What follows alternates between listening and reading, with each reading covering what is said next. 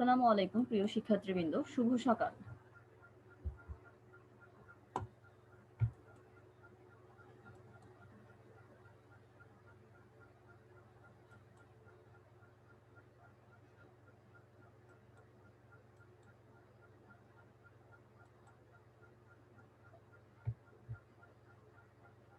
সুমাইয়া, হ্যাঁ আমাকে শুনতে পাচ্ছ?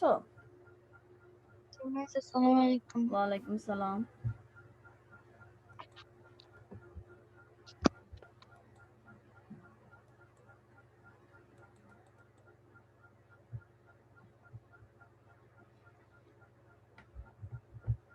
আমরা রাসায়নিক বিক্রিয়ার যে অধ্যায়টা রয়েছে সেটা সম্পর্কে ছিলাম গত ক্লাসে, এবং আজকেও সেই অধ্যায়েরই কিছু অন্য পার্ট সম্পর্কে আমরা পড়বো। ঠিক আছে? ওকে, আমরা এখানে আজকে যেটা পড়বো সেটা হলো জারণ বিজারণের সংজ্ঞা, এবং সেখান থেকে জারক বিজারক পদার্থ, খুবই ইম্পর্টেন্ট টপিক নিয়ে আমরা আজকে আলোচনা করব। সেটা হলো ইলেকট্রন স্থানান্তর। আমরা গত ক্লাসে পড়েছিলাম যে একটা রাসায়নিক বিক্রিয়া তাপের যখন পরিবর্তন হবে সেক্ষেত্রে আমরা দুই ভাগে সেটাকে ভাগ করা হয়েছিল। একটা হলো তাপ উৎপাদী বিক্রিয়া এবং তাপহারী বিক্রিয়া, এবং আরেকটা ছিল সেটা হলো ইলেকট্রন স্থানান্তর, যেটা ছিল কি রাসায়নিক বিক্রিয়ার বিভিন্ন শ্রেণীবিভাগ আমরা পড়েছি। তার মধ্যে আমরা দেখেছিলাম কি ইলেকট্রন স্থানান্তরও এটা একটা বিষয় ছিল, যেখানে আমরা আজকে ইলেকট্রন স্থানান্তর সম্পর্কে জানবো। যে ইলেকট্রন স্থানান্তরের উপর ভিত্তি করে রাসায়নিক বিক্রিয়াকে কিন্তু দুই ভাগে ভাগ করা হয়। একটা হলো রেডক্স বিক্রিয়া এবং আরেকটা হলো নন রেডক্স বিক্রিয়া। এখন রেডক্স বিক্রিয়া কি বা নন রেডক্স বিক্রিয়া কি সেই সম্পর্কে আমরা আজকে জানবো। ঠিক আছে? রেডক্স বিক্রিয়া, রেডক্স বিক্রিয়াটা কিভাবে এসেছে, যেমন আমরা রেডক্স বিক্রিয়াটা যখন আমরা লিখতে যাব, যেমন ReDOX রেডক্স, ReDOX রেডক্স বিক্রিয়াকে যখন আমরা লিখব সেক্ষেত্রে আমাদের এই যে রেডক্স বিক্রিয়াটা এসেছে সেটা কিন্তু দুইটা শব্দের সমন্বয়ে কিন্তু এই রেডক্স শব্দটি তৈরি হয়েছে। যেমন আমরা রেডক্সের যে রেড শব্দটা রয়েছে সেটা এসেছে রিডাকশন থেকে। রেডক্সের যে রেড শব্দটি রয়েছে সেটা এসেছে রিডাকশন অর্থাৎ বিজারণ। বিজারণ শব্দের যে প্রথম অংশ রয়েছে সেখান থেকে কিন্তু আমাদের এই যে রেড অংশটা এসেছে। এবং আরেকটা যেটা বলা হয়েছে অক্স, রেডক্সের লাস্টের যে অক্স ফর্মটা রয়েছে সেটা এসেছে অক্সিডেশন। অক্সিডেশন অর্থাৎ জারণ। জারণ শব্দের প্রথম অংশের অক্স থেকে শব্দটা গঠিত হয়েছে রেডক্স। তাহলে আমরা যে রেডক্স শব্দটা পেলাম সেটা হলো দুইটা শব্দের সমন্বয়, অর্থাৎ জারণ ও বিজারণ। জারণ ও বিজারণের প্রথম অংশ নিয়েই কিন্তু এই রেডক্স শব্দটা হয়েছে। তাহলে আমরা রেডক্স শব্দের মানে কি বুঝবো? রেডক্স শব্দের অর্থ হলো কি জারণ বিজারণ। তবে আমরা রেডক্স শব্দের অর্থ কি জানতে পারলাম?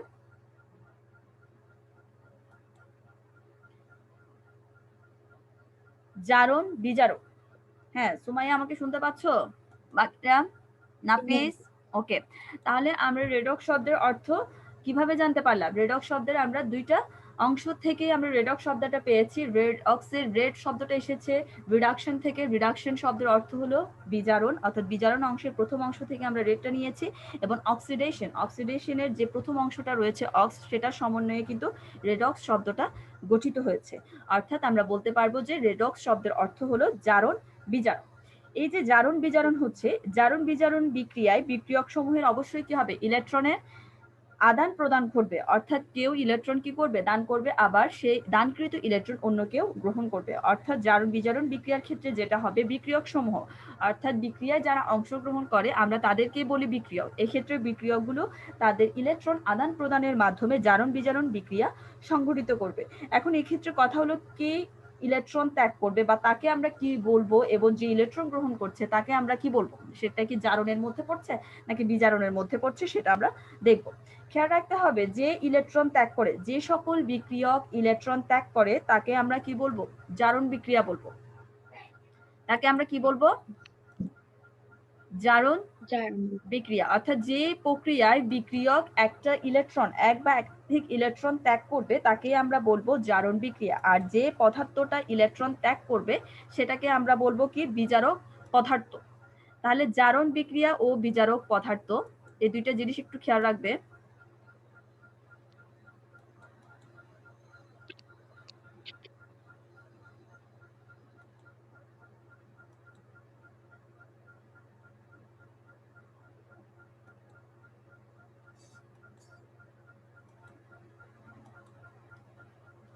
ওকে, আমরা পরবর্তীতে একটু খেয়াল করি, স্ক্রিনটা একটু দেখা যাচ্ছে না।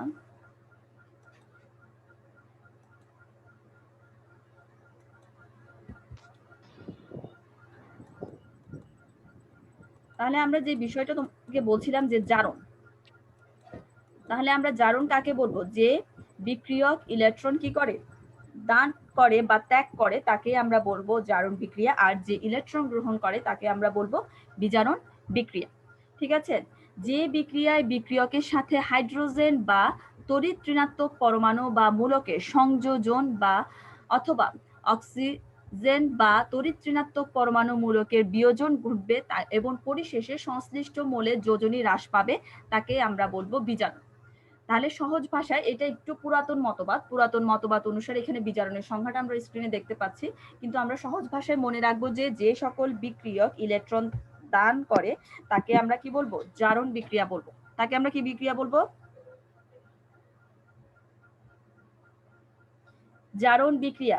যে সকল বিক্রিয়ক ইলেকট্রন ত্যাগ করে তাকে আমরা বলবো জারণ বিক্রিয়া, এবং যে সকল বিক্রিয়ক ইলেকট্রন গ্রহণ করবে, অর্থাৎ যাদের মধ্যে ইলেকট্রন গ্রহণ হবে, তাদেরকে আমরা বলবো বিজারণ বিক্রিয়া। বিজারণ বিক্রিয়া। তবে এক্ষেত্রে আমরা অর্ধ বিক্রিয়াটা উল্লেখ করব, কারণ আমরা দেখছি যে রেডক্স যে বিক্রিয়াটা সেটা কিন্তু দুইটা বিক্রিয়ার সমন্বয় হয়ে থাকে, অর্থাৎ একটা বিক্রিয়া যখন ত্যাগ করবে, ইলেকট্রন ত্যাগ করবে, তাকে আমরা বলবো জারণ অর্ধ বিক্রিয়া। আবার অর্ধাংশ কিন্তু ওই ত্যাগকৃত ইলেকট্রনটা গ্রহণ করবে, সেটাকে আমরা বলবো বিজারণ অর্ধ বিক্রিয়া। এই দুইটার মাধ্যমে কিন্তু জারণ বিজারণ বিক্রিয়া সংঘটিত হবে। অর্থাৎ জারণ বিজারণ বিক্রিয়ার ক্ষেত্রে যে বিক্রিয়কটা ইলেকট্রন ত্যাগ করবে, যে ইলেকট্রন ত্যাগ করবে সে হলো বিজারক পদার্থ। এটা আরেকটা খেয়াল রাখার বিষয় হলো, যে ইলেকট্রন ত্যাগ করবে তাকে আমরা কি বলবো? কোন পদার্থ বলবো? জারক পদার্থ নাকি বিজারক পদার্থ? বিজারক পদার্থ। যে ইলেকট্রন ত্যাগ করে বিজারক পদার্থ, আর যে ইলেকট্রনটা গ্রহণ করবে তাকে আমরা বলবো জারক পদার্থ। যে বিক্রিয়ক ইলেকট্রন ত্যাগ করে তাকে আমরা বলবো বিজারক পদার্থ, এবং যে বিক্রিয়কটি ইলেকট্রন গ্রহণ করবে তাকে আমরা বলবো জারক পদার্থ। তাহলে এক্ষেত্রে তোমাদেরকে যদি একটা উদাহরণের সাহায্যে বলা হয় যে সোডিয়াম ক্লোরাইড, সোডিয়াম এবং ক্লোরিনের সমন্বয়ে গঠিত হয় সোডিয়াম ক্লোরাইড। এক্ষেত্রে সোডিয়াম এবং ক্লোরিনের মধ্যে কোনটি তোমাদের মনে হয় যে ইলেকট্রন ত্যাগ করবে বা কোনটা ইলেকট্রন গ্রহণ করতে পারবে? আমরা বিগত যে আলোচনাগুলো করেছিলাম সেটার ভিত্তিতে কি বলতে পারবে যে কে এখানে ইলেকট্রন গ্রহণ করবে এবং কে ত্যাগ করবে?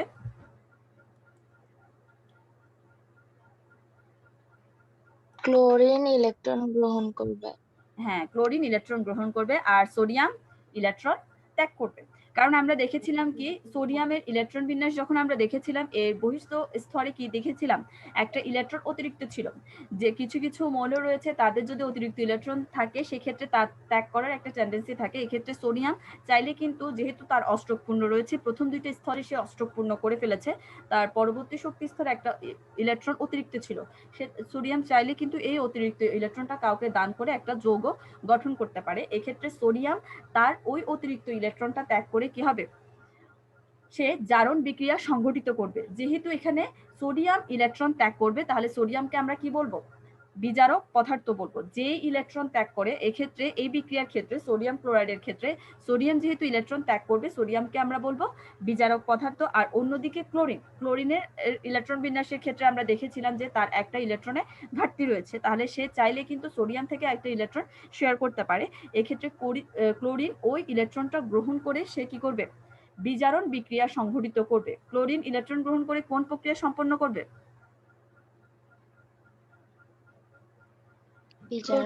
বিজারণ বিক্রিয়া। আর ক্লোরিনটা কোন পদার্থ হবে?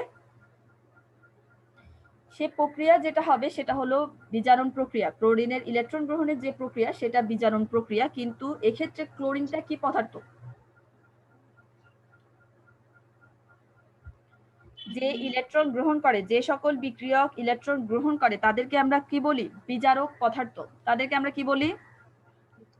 বিজারক পদার্থ। এক্ষেত্রে যেহেতু ক্লোরিন ইলেকট্রনটা গ্রহণ করছে, তাহলে আমরা বলতে পারবো যে ক্লোরিন হলো একটা জারক পদার্থ। ক্লোরিনকে আমরা কি বলবো? জারক পদার্থ। সোডিয়াম যেহেতু ত্যাগ করেছে এবং সে বিজারক পদার্থ, সোডিয়াম আর ক্লোরিন ইলেকট্রন গ্রহণ করবে, তাই সে জারক পদার্থ। এভাবে তাহলে আমরা জারণ বিজারণ বা জারক বিজারক পদার্থের সংজ্ঞাটা সংজ্ঞায়িত করতে পারবো। ঠিক আছে। আর তোমাদের স্ক্রিনে এখানে যেটা দেখতে পাচ্ছ সেটা হলো পুরাতন মতবাদ। পুরাতন মতবাদ অনুযায়ী বলা হয় যে বিক্রিয়ায় বিক্রিয়কের সাথে যখন হাইড্রোজেন বা কোনো তড়িৎ ধনাত্মক পরমাণু বা মূলকের সংযোজন অথবা তড়িৎ ঋণাত্মক যে পরমাণুগুলো রয়েছে যেমন অক্সিজেন বা মূলক, এদের বিয়োজন ঘটবে। তড়িৎ ঋণাত্মক মূলকের সংযোজন ঘটে আর তড়িৎ ঋণাত্মক পরমাণুর বিয়োজন ঘটে এবং পরিশেষে যে মৌলের যোজনীটা হ্রাস পাবে। যোজনী যদি হ্রাস পায় সেক্ষেত্রে তাকে আমরা বলবো বিজারণ, আর যদি যোজনী বৃদ্ধি পায় তাকে আমরা কি বলবো? জারণ বলবো। যোজনী হ্রাস পেলে তাদেরকে কি বলা হবে? প্রক্রিয়াটাকে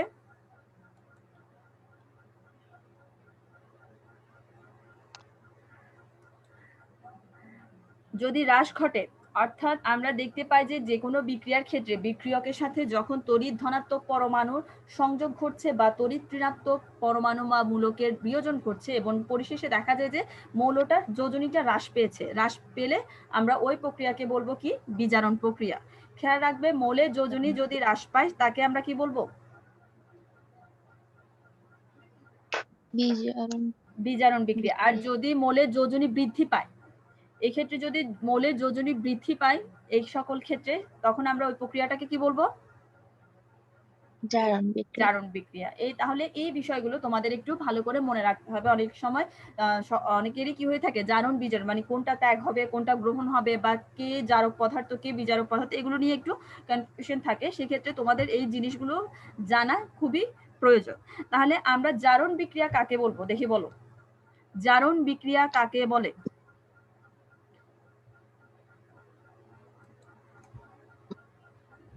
হ্যাঁ, আমি তোমাদেরকে একটা সংজ্ঞা বলছি, তোমরা একটু মনোযোগ সহকারে শোনো। যে বিক্রিয়ায় কোনো একটা পরমাণুর ইলেকট্রনের দান ঘটবে, যে বিক্রিয়ায় কোনো পরমাণুর ইলেকট্রনের দান ঘটবে অর্থাৎ ধনাত্মক চার্জের সংখ্যা বৃদ্ধি পাবে এবং ঋণাত্মক চার্জের সংখ্যা হ্রাস পাবে, সেই বিক্রিয়াটাকে আমরা বলবো জারণ বিক্রিয়া। পেয়েছো? আমি আবারও বলছি, জারণ বিক্রিয়া কাকে বলে? যে বিক্রিয়ায় কোনো একটা পরমাণুর ইলেকট্রনের দান ঘটবে অর্থাৎ ইলেকট্রন ত্যাগ করবে, সেক্ষেত্রে আমরা দেখতে পাবো যে যখন সংযোজন বা বিয়োজন যেটাই হবে সেক্ষেত্রে ধনাত্মক চার্জের সংখ্যাটা বৃদ্ধি পাবে এবং ঋণাত্মক চার্জের সংখ্যা হ্রাস পাবে, সেই বিক্রিয়াকে আমরা বলবো জারণ বিক্রিয়া। ঠিক আছে। যেমন আমরা সোডিয়ামের ক্ষেত্রে উদাহরণ হিসেবে দিতে পারি। আমরা দেখেছি যে সোডিয়াম যখন একটা ইলেকট্রন ত্যাগ করবে, ঠিক আছে, সোডিয়ামের একটা ইলেকট্রন ত্যাগের যে ব্যাপারটা সেই প্রক্রিয়াটাকে আমরা জারণ বিক্রিয়ার উদাহরণ হিসেবে দিতে পারবো। অর্থাৎ সোডিয়াম যখন একটা ইলেকট্রন ত্যাগ করবে সে পজিটিভ হবে নাকি নেগেটিভ হবে?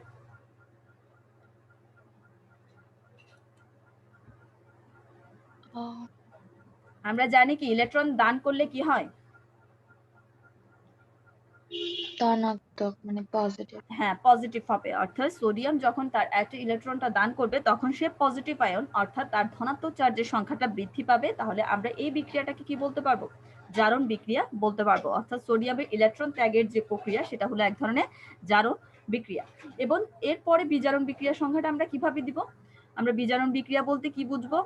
যে বিক্রিয়ায় কোন একটা পরমাণুর মানে অপোজিট অর্থাৎ জারণের অপোজিটটাই হবে কি? বিজারণের সংখ্যা। যে বিক্রিয়ায় কোনো পরমাণুর ইলেকট্রনের গ্রহণ ঘটবে অর্থাৎ ওই পরমাণুর ধনাত্মক চার্জের সংখ্যা হ্রাস পাবে এবং ঋণাত্মক চার্জের সংখ্যা বৃদ্ধি পাবে, সেই বিক্রিয়াকে আমরা বলবো বিজারণ বিক্রিয়া।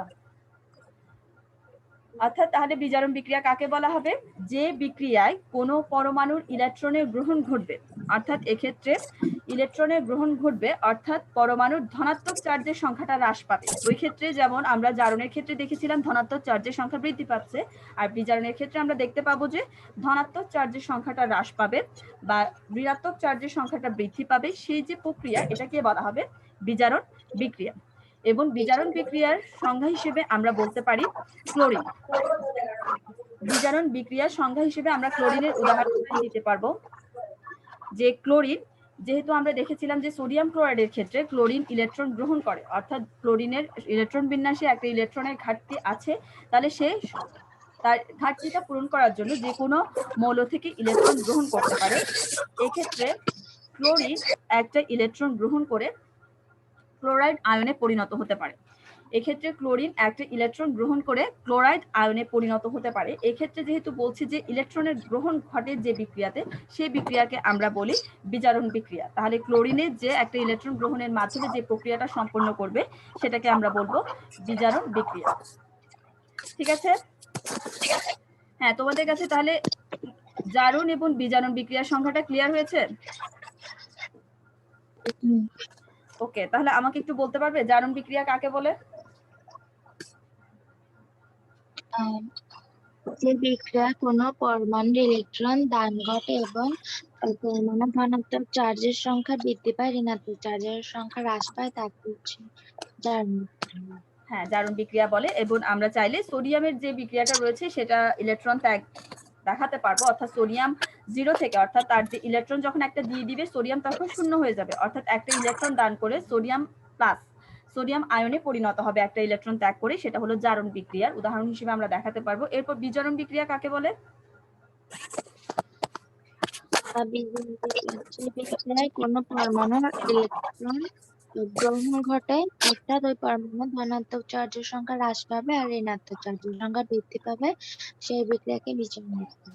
হ্যাঁ, সেই বিক্রিয়াকে বলা হবে বিজারণ বিক্রিয়া। অর্থাৎ ক্লোরিন যখন তার একটা ইলেকট্রনের যে ঘাটতি থাকবে সে কোনো একটা মৌল থেকে গ্রহণ করবে এবং সে ক্লোরাইড আয়নে যেহেতু গ্রহণ হবে সেক্ষেত্রে ক্লোরাইড আয়ন Cl মাইনাসে পরিণত হবে, এই বিক্রিয়াটাকে আমরা বিজারণ বিক্রিয়ার উদাহরণ হিসেবে দিতে পারবো।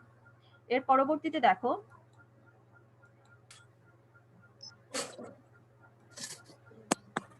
এখানে কি দেখতে পাচ্ছ, এখানে যে বিক্রিয়াগুলো দেখা যাচ্ছে সেখানে কি ঘটে? জারণ ঘটে। নির্ণয় করো। আমরা কিভাবে সেটা নির্ণয় করে দেখাবো, যেমন দেখো এখানে জিঙ্ক সালফিউরিক অ্যাসিডের সাথে যখন বিক্রিয়া করবে সে জিঙ্ক সালফেটে পরিণত হবে এবং সেখানে হাইড্রোজেন উৎপন্ন হবে। এক্ষেত্রে আমরা দেখতে পাবো কি জিঙ্ক কি করবে? সালফিউরিক অ্যাসিডের সাথে বিক্রিয়া করবে, সালফিউরিক অ্যাসিডের সাথে বিক্রিয়া করে কি উৎপন্ন করবে? জিঙ্ক সালফেট উৎপন্ন করবে এবং সঙ্গে কি উৎপন্ন হবে? পানি উৎপন্ন হবে। আবার দেখা যাচ্ছে কি সেক্ষেত্রে জিঙ্কের পারমাণবিক সংখ্যাটা কি তোমাদের মনে আছে? এখানে কে ইলেকট্রন গ্রহণ করবে বা কে ইলেকট্রন ত্যাগ করবে সেটা আমরা কিভাবে বের করে দেখাবো? জিঙ্কের পারমাণবিক সংকেত, জিঙ্কের পারমাণবিক ভর থেকে জিঙ্কের পারমাণবিক সংকেত আমরা যদি খেয়াল করি তার সর্বশেষ শক্তি স্তরে কিন্তু দুইটা ইলেকট্রন অতিরিক্ত রয়েছে। দুইটা ইলেকট্রন কি রয়েছে? অতিরিক্ত রয়েছে, অর্থাৎ অষ্টকপূর্ণ হওয়ার পর জিঙ্কের সর্বশেষ শক্তি স্তরে আমরা দেখেছি দুইটা ইলেকট্রন অতিরিক্ত রয়েছে, তাহলে সেই ইলেকট্রনটা চাইলে কি করতে পারে? দান করতে পারে। এক্ষেত্রে জিঙ্কের কি ঘটবে? সে তার ইলেকট্রনটা দান করে সে জারণ বিক্রিয়া সংঘটিত করবে। তাহলে এক্ষেত্রে আমরা দেখতে পাবো যে জিঙ্ক তার দুইটা যে অতিরিক্ত ইলেকট্রন রয়েছে সেই দুইটা অতিরিক্ত ইলেকট্রন দান করে জিঙ্ক 2+ পরিণত হবে। জিঙ্ক 2+ পরিণত হয়ে জারণ বিক্রিয়া সংঘটিত করতে পারে। তাহলে আমাদের যদি এই ধরনের কোনো রিঅ্যাকশন দিয়ে যে বলে কোথায় জারণ বিক্রিয়া সংঘটিত হয়, তোমরা এক্ষেত্রে এভাবে করে বিক্রিয়াটা দেখাবে যে জিঙ্কের সাথে জিঙ্কের যে অতিরিক্ত যে সর্বশেষ শক্তি স্তরে দুইটা ইলেকট্রন রয়েছে সে তার দুইটা ইলেকট্রনটা দান করবে। তাহলে সংখ্যাটা আমরা উপর দিয়ে উল্লেখ করে দিব যে জিঙ্ক 2+, এটা আমরা উপরে কর্নারের দিকে জিঙ্ক 2+ দিয়ে আমরা জিঙ্ক আয়নটাকে প্রকাশ করব এবং বলবো যে জিঙ্ক কিসে পরিণত হয়েছে? জিঙ্কের যে প্রক্রিয়াটা সেটা হলো জারণ প্রক্রিয়া। সেক্ষেত্রে কপার অক্সাইডের সাথে অক্সিজেনের বিক্রিয়ায় কপার অক্সাইড কিভাবে তৈরি হবে? কপার সুপার অক্সাইড, এখানে যে Cu2O দেখা যাচ্ছে সেটাকে আমরা বলবো copper super oxide. Copper super oxide যখন অক্সিজেনের সাথে বিক্রিয়া করে তখন কপার অক্সাইডে পরিণত হয়। এক্ষেত্রে কিভাবে জারণ করতে পারে?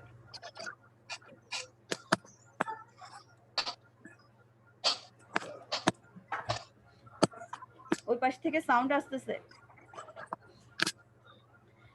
কপার সুপার অক্সাইড যখন অক্সিজেনের সাথে বিক্রিয়া করবে সে কি করবে? সে বিক্রিয়া করে কপার অক্সাইডে পরিণত হবে। এক্ষেত্রে আমরা কে ইলেকট্রনটা ত্যাগ করবে সেই বিষয়টা আমাদের দেখতে হবে, অর্থাৎ জারণ কোথায় সংঘটিত হবে। আমরা কপারের ইলেকট্রন বিন্যাস কি সকলে জানি? কপারের ইলেকট্রন বিন্যাসটা দেখি আমাকে বলো।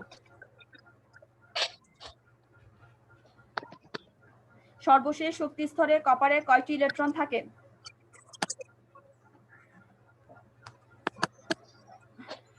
আমরা যখন কপারের ইলেকট্রন বিন্যাস করব সেক্ষেত্রে আমরা দেখতে পাবো যে কপারের সর্বশেষ শক্তি স্তরে আমরা অতিরিক্ত একটা ইলেকট্রন, অর্থাৎ কপার অষ্টকপূর্ণ হওয়ার পর তার একটা অতিরিক্ত ইলেকট্রন থাকে। এক্ষেত্রে কপার তার অতিরিক্ত ইলেকট্রনটা দান করতে পারে, অর্থাৎ এক্ষেত্রে কপারেরই কি ঘটবে?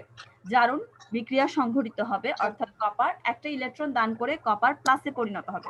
কপার একটা ইলেকট্রন দান করে কিসে পরিণত হবে? কপার প্লাস হ্যাঁ, কপার প্লাসে পরিণত হবে, অর্থাৎ এক্ষেত্রে আমরা দেখতে পাবো যে কপার সুপার অক্সাইড অক্সিজেনের সাথে বিক্রিয়া করে কপার অক্সাইডে পরিণত হয়েছে। অর্থাৎ এক্ষেত্রে যেহেতু দুইটা কপার দেখতে পাচ্ছি, আমরা এখানে 2+ বলবো। কপার 2+ থেকে সে তার ইলেকট্রনগুলো কি করবে, দান করে কপার আয়নে পরিণত হবে। ঠিক আছে? হ্যাঁ, এর পরবর্তীতে দেখো। না শুকানো দেখি।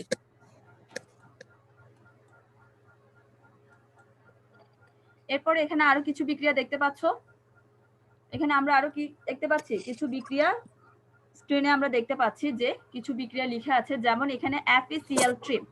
FeCl3 কে আমরা কি বলি, কেউ কি বলতে পারবে এটা? FeCl3 এটাকে কি আমরা ফেরিক ক্লোরাইড বলি নাকি ফেরাস ক্লোরাইড বলি? FeCl3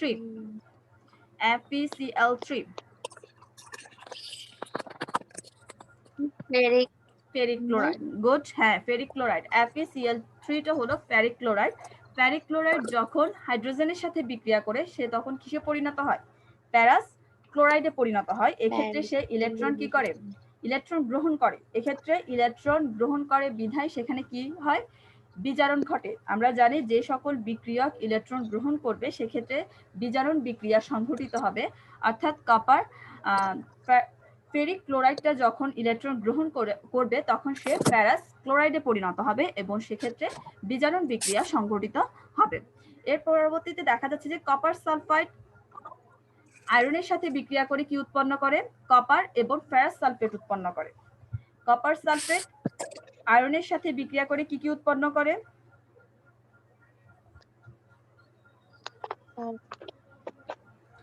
copper sulphate. হ্যাঁ, এক্ষেত্রে আমরা দেখতে পাচ্ছি কপার সালফেট আয়রনের সাথে বিক্রিয়া করে কপার এবং ফেরাস সালফেট উৎপন্ন করছে। এক্ষেত্রে কপার কি করবে, কপারের যে অতিরিক্ত দুইটা ইলেকট্রন থাকবে সেটা কি করবে, দান করবে বলেছিলাম। এক্ষেত্রে বিজারণ, অর্থাৎ কপার দুইটা ইলেকট্রন গ্রহণ করবে। কপার দুইটা ইলেকট্রন গ্রহণ করে কপার প্লাসে পরিণত হবে। কপার 2+ দুইটা ইলেকট্রন গ্রহণ করে কপার প্লাসে পরিণত হবে এবং সেখানে বিজারণ বিক্রিয়া সংঘটিত হবে। ঠিক আছে? এর পরবর্তীতে দেখো। হ্যাঁ, তাহলে জারণ এবং বিজারণের সংজ্ঞাটা তোমাদেরকে যেটা বলেছিলাম সেটা পুনরায় এখানে স্ক্রিনে দেখা যাচ্ছে যে জারণ কাকে বলে। তোমাদের কিন্তু সংজ্ঞাগুলো খুবই ভালো করে মনে রাখতে হবে, তবে তোমরা বুঝতে পারবে যে কোনটি জারণ বিক্রিয়া কোনটা বিজারণ বিক্রিয়া। জারণ কাকে বলে,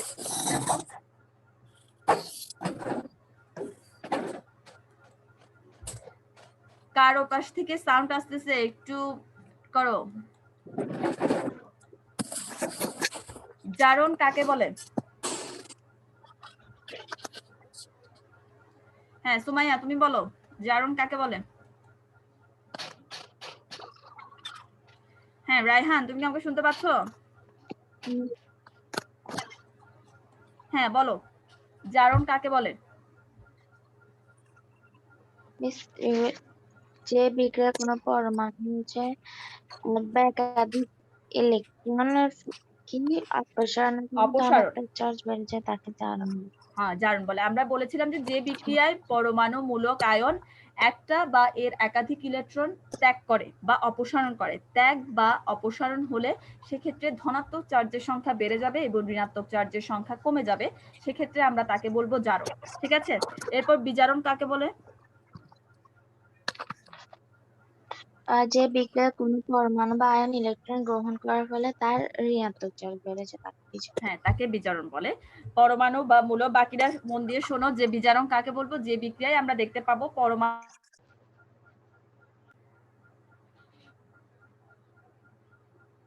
হ্যাঁ রায়হান শুনতে পাচ্ছ? একটু ডিসকানেক্টেড হয়ে গিয়েছিল।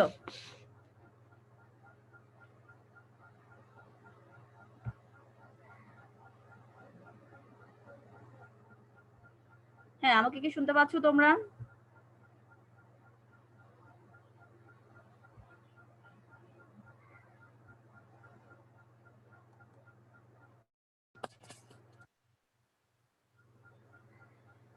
হ্যাঁ তোমরা কি শুনতে পাচ্ছ?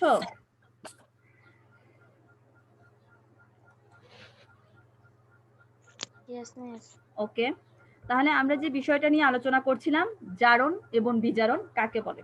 এর পরবর্তীতে দেখো, তোমরা কি স্ক্রিনটা দেখতে পাচ্ছ? ইয়েস ম্যাম, ওকে, দেখতেছি। এখানে আমরা দেখতে পাচ্ছি কি কিভাবে জারণ এবং বিজারণ সংঘটিত হয়, আমরা সেটা বিক্রিয়ার মাধ্যমে কিভাবে প্রকাশ করব সেটা একটু ভালো করে খেয়াল করো। এখানে আয়রন দুইটা ইলেকট্রন ত্যাগ করেছে। দেখো, আয়রনের সাথে যখন লেডের বিক্রিয়া হয় তখন লেড এবং আয়রনে পরিণত হয়। সেক্ষেত্রে দেখো, ফার্স্টে আমরা যে আয়রনটা দেখতে পাচ্ছি সেখানে কোনো কি নেই, যে আয়রন দুইটা ইলেকট্রন ত্যাগ করবে, ত্যাগ করার ফলে সেটা ইলেকট্রনীয় মতবাদ অনুসারে আয়রনের কি করবে, জারণ করবে। অর্থাৎ আয়রন দুইটা ইলেকট্রন ত্যাগ করে কিসে পরিণত হবে, আয়রন 2+ পরিণত হবে। আয়রনের ক্ষেত্রে সে তার অতিরিক্ত দুইটা ইলেকট্রন ত্যাগ করে আয়রন 2+ পরিণত হবে। আমরা জানি যে সকল বিক্রিয়ক ইলেকট্রন ত্যাগ করে তাকে আমরা বলি, সেই প্রক্রিয়াটাকে আমরা বলি জারণ বিক্রিয়া। আর এক্ষেত্রে আয়রন কি জারক পদার্থ নাকি বিজারক পদার্থ?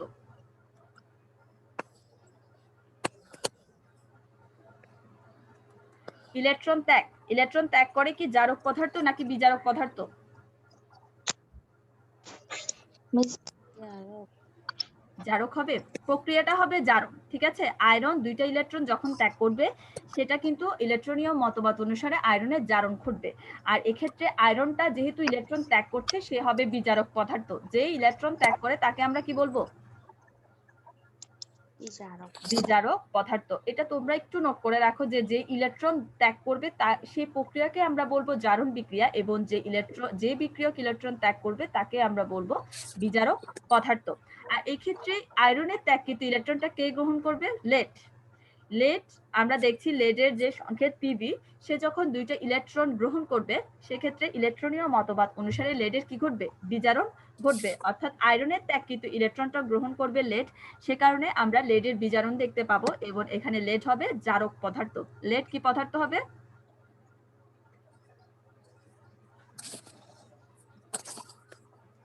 লেড হবে জারক পদার্থ, যেহেতু সে ইলেকট্রন গ্রহণ করবে। যে সকল বিক্রিয়ক ইলেকট্রন গ্রহণ করে এক্ষেত্রে লেড আয়রনের ত্যাগকৃত ইলেকট্রনটা গ্রহণ করে জারক পদার্থে পরিণত হবে। পরবর্তীতে আমি তোমাদেরকে আরেকটা দেখাচ্ছি। এখানে খেয়াল করো, এখানে কি দেখতে পাচ্ছ তোমরা,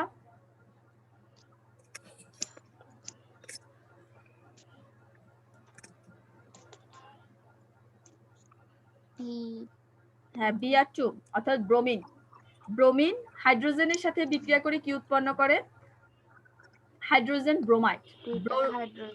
হ্যাঁ, হাইড্রোজেন ব্রোমাইড। ব্রোমিন কি করে, তার ব্রোমিন ইলেকট্রন গ্রহণ করে।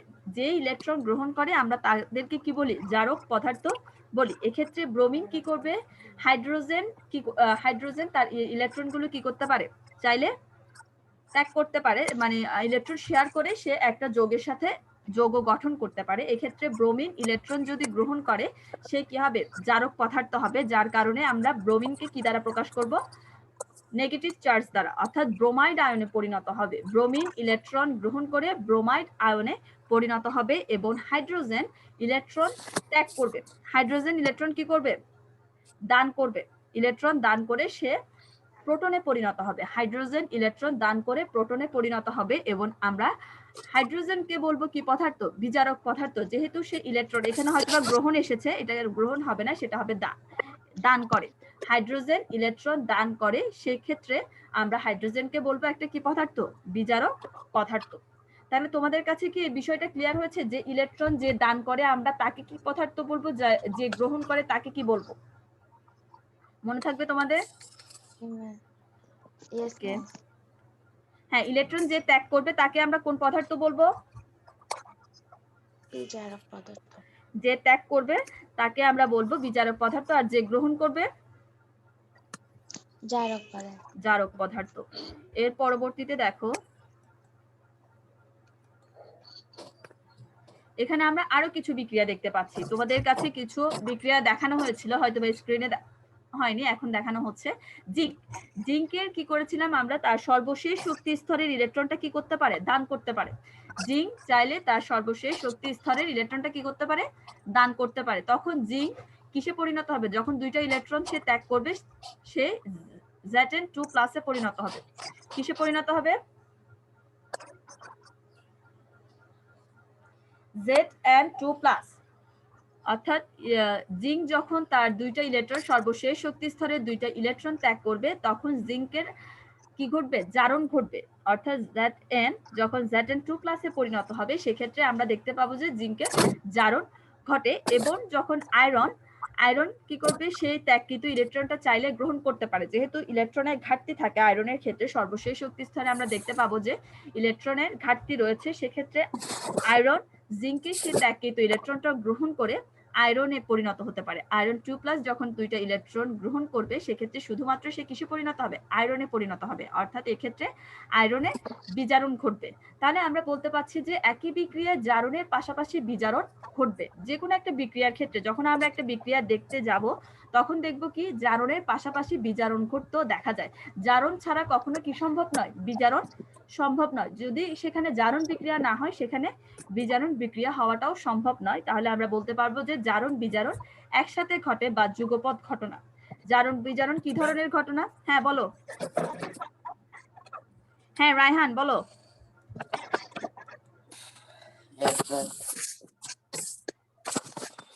তোমাদের ওই পাশ থেকে সাউন্ড আসতেছে, আমার কথা কি শুনতে পাচ্ছ তোমরা ক্লিয়ার? হ্যাঁ, এক্ষেত্রে আমরা দেখতে পাচ্ছি কি জিঙ্ক যখন দুইটা ইলেকট্রন ত্যাগ করবে তখন সে Zn2+ এ পরিণত হবে এবং জিঙ্কের যে ত্যাগকৃত ইলেকট্রন সে যখন একটা মৌল যেমন আয়রন 2+ যখন গ্রহণ করবে, অর্থাৎ যার ইলেকট্রন ঘাটতি রয়েছে এমন একটা মৌল যেমন আয়রন যখন ওই ইলেকট্রনটা গ্রহণ করবে কিসে পরিণত হবে? আয়রন 2+ ওই দুইটা ইলেকট্রন গ্রহণ করে আয়রন শুধুমাত্র Fe তে পরিণত হবে। তাহলে এখানে আমরা দেখতে পাচ্ছি কি একটাই বিক্রিয়া কিন্তু এক্ষেত্রে, সেক্ষেত্রে জারণের পাশাপাশি বিজারণটাও সংঘটিত হতে দেখা যাচ্ছে। অর্থাৎ জারণ ছাড়া আমরা কখনো বিজারণটা কি করতে পারবো না? কল্পনা করতে পারবো না। অর্থাৎ জারণ সংঘটিত হলে সেক্ষেত্রে বিজারণ সংঘটিত হবে, অর্থাৎ জারণ বিজারণ বিক্রিয়া একসাথে ঘটতে আমরা দেখতে পাবো। ঠিক আছে, আমি তোমাদেরকে একটা বিক্রিয়া দেখাচ্ছি এখানে।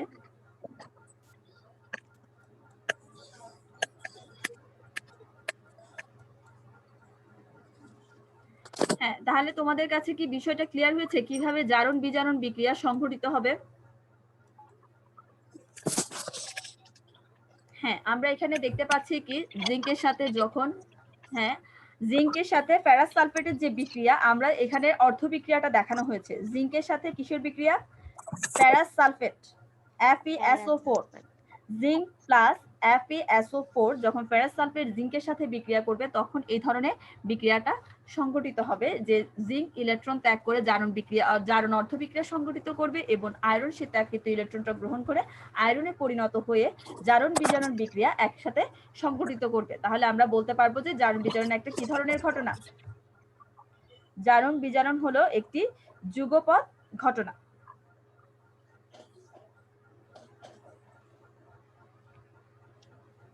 হ্যাঁ, এখন কি তোমরা এই বিষয়টা ক্লিয়ার হয়েছে তোমাদের কাছে জারণ বিজারণ কিভাবে একসাথে সংঘটিত হয়?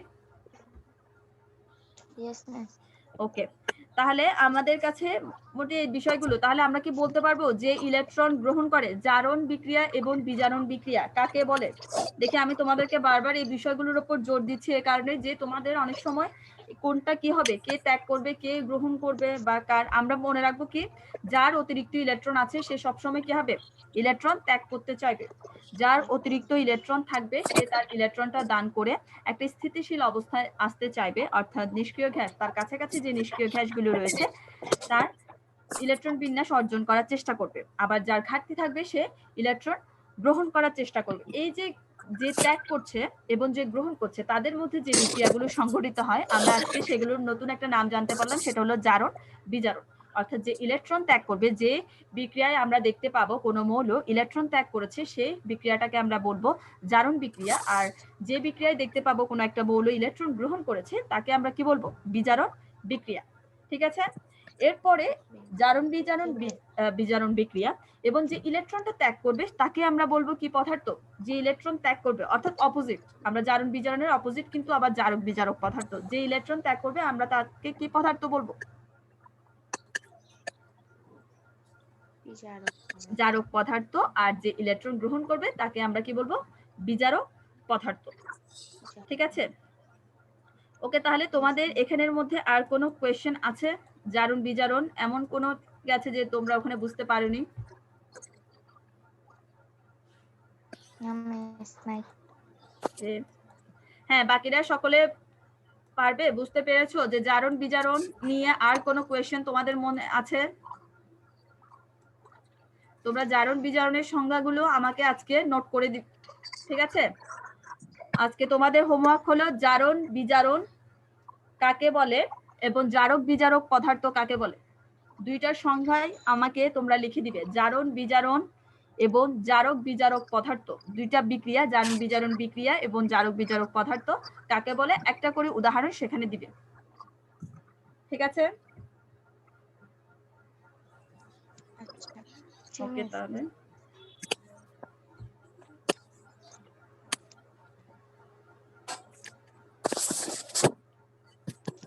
হ্যাঁ, তোমাদের সকলের হোমওয়ার্ককে আমি পাবো জানিং, কিন্তু তোমাদের হোমওয়ার্কটা পাওয়া যাচ্ছে না স্কুল অ্যাপসে। তোমরা তোমাদের হোমওয়ার্কটা সুন্দর করে আজকে যে জারণ বিজারণ টপিক নিয়ে আলোচনা করা হয়েছে সে জারণ বিজারণের সংজ্ঞা, জারক বিজারক পদার্থের সংজ্ঞা উদাহরণ সহ আমাকে স্কুল অ্যাপসে করে জমা দিবে, ঠিক আছে?